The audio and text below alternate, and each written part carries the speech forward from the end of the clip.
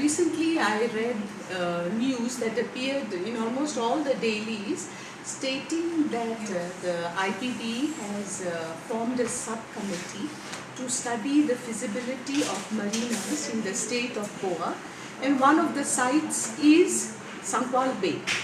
This surprised me really, because I'm very much aware that the permission granted in principle was by IPB was withdrawn. So how come Sankwal Bay is being reconsidered? How come feasibility report is being done with respect to Sankwal Bay? Because Sankwal Bay is a biodiversity hotspot.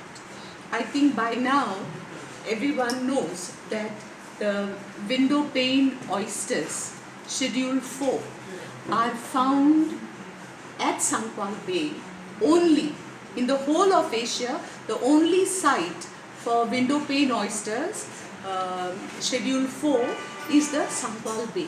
Besides that, there are all kinds of shellfish, mollusks, and therefore this bay, Sankwal Bay, is a biodiversity hotspot, and therefore this site has to be considered, and no other development should be allowed to happen there, because we have to protect the site.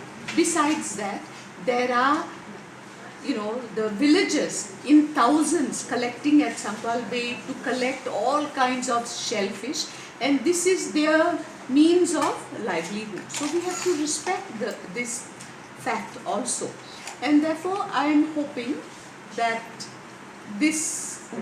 Sankwal Bay will not be considered, because it is a biodiversity for a marina which will destroy everything in the area.